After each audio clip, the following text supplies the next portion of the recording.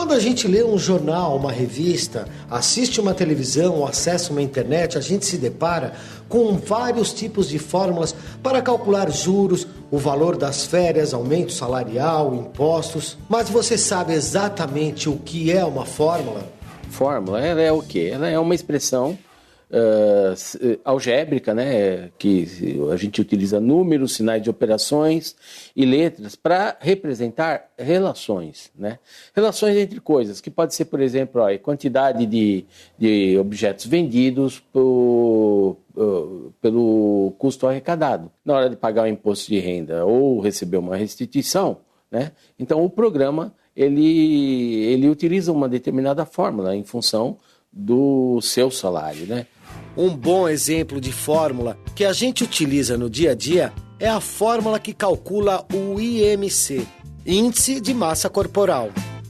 O índice de massa corporal, ele é medido de acordo com o peso da pessoa e a altura da pessoa. E esse índice de massa corporal é determinado por essa fração, que é o peso dividido pela altura ao quadrado. E com isso, o profissional em educação física, ele consegue determinar se uma pessoa é muito magra, ou se uma pessoa é obesa, se uma pessoa está no peso ideal. Outra fórmula muito conhecida é aquela que nos ajuda a descobrir a área de uma sala, de um quarto, de um cômodo. O meu trabalho é a colocação de pisos e azulejos e tudo que se refere a acabamento interno de apartamento e residência. Eu cobro 55 metros quadrados. Eu vou pegar a trena de uma parede à outra, vai dar 4 metros. Eu vou marcar 4 metros nessa posição. Eu vou medir 5 metros. 5 vezes 4, 20. 20 metros. Eu vou cobrar 20 vezes 55. Essa é a metragem que o cliente vai me pagar, fora o material. A gente sabe mais de matemática do que a gente imagina. O caso do azulejista mostra bem isso. Mesmo sem se dar conta, para saber a área da sala, ele está usando uma fórmula que relaciona a medida da base com a medida da altura do retângulo. Isso porque esse é o formato do piso da sala que ele vai trabalhar. Com a área definida, ele então usa outra fórmula para determinar quanto vai cobrar pela empreitada. Área vezes o valor do metro quadrado. Uau, que calor!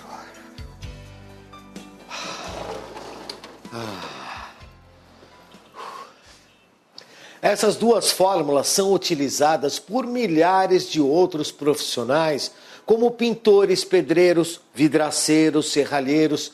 E ao contrário do que todo mundo pensa, elas são úteis não só para determinar uma área total e o preço final de um serviço.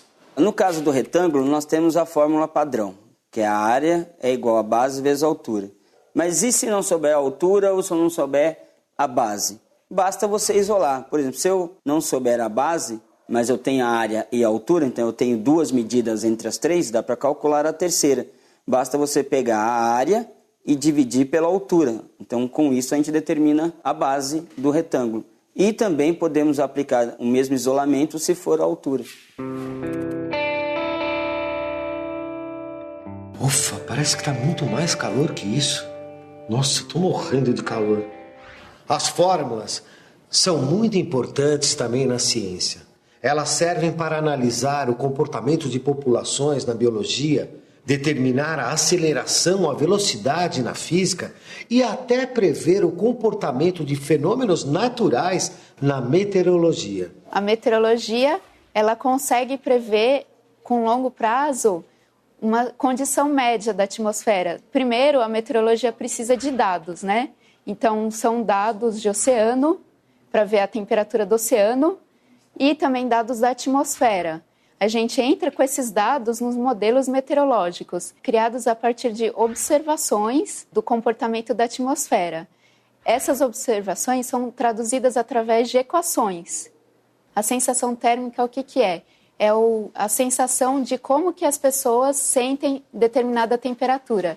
Uma fórmula que é utilizada para a sensação térmica é uma que utiliza a temperatura e o vento, a intensidade desse vento. Então, essa fórmula aqui é a fórmula da sensação térmica em função da temperatura, que é o T, e o vento, o V, né? Então, esse gráfico mostra a aplicação dessa fórmula. A matemática, é uma ferramenta fundamental para o nosso trabalho aqui na meteorologia.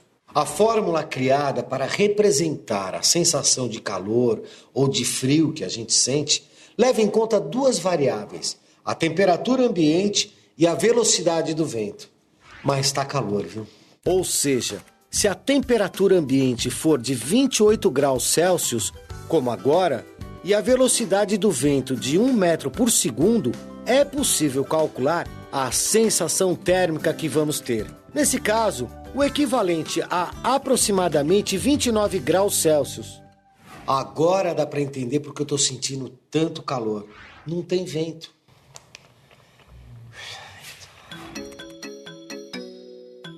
As relações entre as grandezas, elas podem ser representadas por meio de fórmula, por meio de uma tabela ou por meio de um gráfico. Já vimos como é representar duas grandezas que estão sendo relacionadas por meio de uma fórmula. Agora nós vamos verificar como é que a gente pode representar numa tabela. Então, tendo a fórmula, eu vou escolher uma das variáveis e vou atribuir valores. E encontrando um segundo valor, e vou preenchendo essa tabela com os valores que eu vou atribuindo a essa variável que eu escolhi. No caso da sensação térmica, temos três variáveis, que é a sensação térmica, a velocidade do vento e a temperatura. Tendo a temperatura como fixa, o que podemos variar é a velocidade do vento. E atribuindo valores para a velocidade do vento, valores diferentes, encontraremos sensações térmicas diferentes. Assim a gente constrói uma tabela. Por exemplo, se a temperatura ambiente for de 28 graus e velocidade do vento for de 10 metros por segundo, é só a gente trocar o valor de V na fórmula por 10 e o resultado será 25,71 graus. Agora, se a temperatura continuar fixa em 28 graus e a velocidade do vento for de 15 metros por segundo, a sensação térmica que teremos é de 25,23 graus. E, por fim, com a velocidade do vento em 20 metros por segundo, teremos uma sensação térmica de 25 graus. Com os resultados dispostos numa tabela, facilita no dia a dia a análise quando você vai, por exemplo, consultar uma tabela de preço, onde os valores já estão pré-estabelecidos e os resultados também estarão pré-estabelecidos nessa tabela. Com a tabela, realmente fica tudo mais fácil. Outra coisa que ajuda quando você precisa ter acesso rapidamente a uma informação é o aplicativo do computador. Aqui eu estou utilizando um aplicativo que converte a temperatura em graus Celsius para a escala Fahrenheit, que é a escala de temperatura usada em alguns países de língua inglesa, como Estados Unidos e Inglaterra. É só colocar a temperatura em Celsius e pedir para converter para Fahrenheit. Olha que rápido! E dá para fazer a conversão inversa também, de Fahrenheit para Celsius. Duas escalas bem comuns utilizadas na meteorologia é a escala em Celsius, graus Celsius, e a escala em graus Fahrenheit. A escala Celsius ela é baseada no ponto de ebulição da água e no ponto de congelamento. Já a escala em Fahrenheit ela é baseada no clima da Terra, particularmente onde há civilização. Existem fórmulas que podem fazer a conversão entre as escalas de temperatura. E a fórmula mais utilizada é essa aqui, C, que é a variável que representa a temperatura em graus Celsius, sobre 5 é igual a F, que representa a temperatura em graus Fahrenheit, menos 32 sobre 9. Pois é, não existe mágica. O que esse aplicativo faz simplesmente é converter as escalas de temperatura a partir da mesma fórmula matemática que os meteorologistas usam.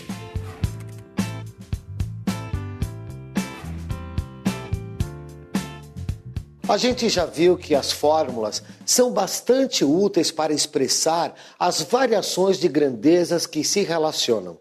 E descobriu que, atribuindo valores às variáveis das fórmulas, é possível se criar uma tabela, certo?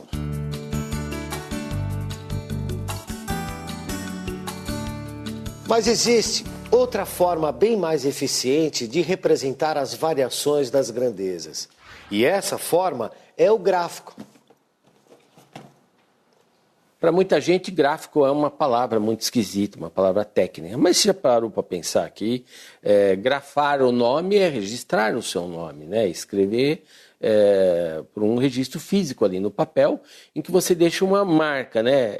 Quando você faz aquilo a lápis, você deixa grafite ali. A palavra grafite e a palavra gráfico tem a mesma raiz. Tudo tem a ver com a ideia de registro, né? Os matemáticos descobriram, não há muito tempo, a possibilidade de expressar uma relação entre duas variáveis por meio de um registro visual, né? Então, no primeiro momento, esse registro ele era por meio de uma expressão algébrica, né? Uma fórmula, e depois se descobriu que era possível você ter uma espécie de fotografia do comportamento daquelas variáveis que se interdependem, né? Aí vem o gráfico. Os gráficos estão presentes na seção de economia dos jornais, nas planilhas de vendas e até na evolução de produção da indústria. Eu atuo na área de qualidade. Minha função aqui é realizar a coleta das informações da empresa, principalmente dos dados produtivos, para a criação dos gráficos e com essas informações tomada de ações corretivas para os problemas que ocorrem no decorrer do mês. Todo produto a ser fabricado é gerado uma ordem de produção, onde os operadores acabam fazendo as anotações de rejeito e produtividade. Esses dados são colhidos semanalmente e tabulados numa planilha e transformados em gráficos. Esses gráficos servem para serem apresentados na fábrica para os colaboradores, para que eles possam analisar e se preocupar principalmente com os principais problemas que ocorrem no processo que eles atuam, né? A visão do gráfico é uma forma mais didática de se estar analisando, ou até mesmo avaliando o que ocorre na produção de um produto ou de um processo. Com o gráfico é possível perceber o momento em que a produção foi maior, assim como o momento em que foi menor. O gráfico, por ele ser geométrico, ele é muito visual. Então o gráfico é essa facilidade, a gente olha e sabe exatamente como evolui uma determinada situação. A gente tem um restaurante que é uma cantina, que torna um pouco puxado porque ela abrange tudo, né? É um self-service, é à la carte, é pizzaria, é por quilo. Ela funciona de segunda a segunda. Feriados, é de segunda a segunda, almoço e janta. A gente serve mais ou menos 300, 350 refeições por dia. De segunda a sábado é mais ou menos esse número. Domingo, a gente trabalha mais ou menos com 500 refeições no almoço. Nós trabalhamos de segunda a sexta, das 7 da manhã às 17 horas. Né? O nosso público é bem comercial, né? Então nós somos cercados de empresas, grandes empresas na região. Temos uma média de 380 a 400 almoços por dia. Fins de semana a gente acaba tendo zero de movimento, porque nós não abrimos, é fechado. A gente fecha sexta-feira e só reabre na segunda-feira de manhã. Olhando para esses dois gráficos, a gente consegue enxergar claramente qual deles se refere à evolução da arrecadação bruta mensal de cada um dos comerciantes, o que não fecha nunca e, portanto, não para de vender seu produto durante todo o mês, e o comércio que fecha aos finais de semana.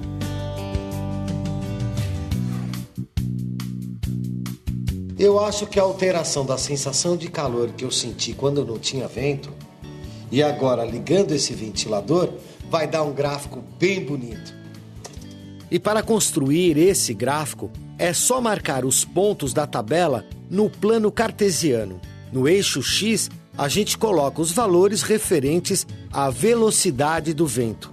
E no eixo Y, a gente marca os valores da sensação térmica que depende da variação da velocidade do vento. Olha que legal. Com ventinho é melhor. Tchau, pessoal. Até a próxima. Valeu.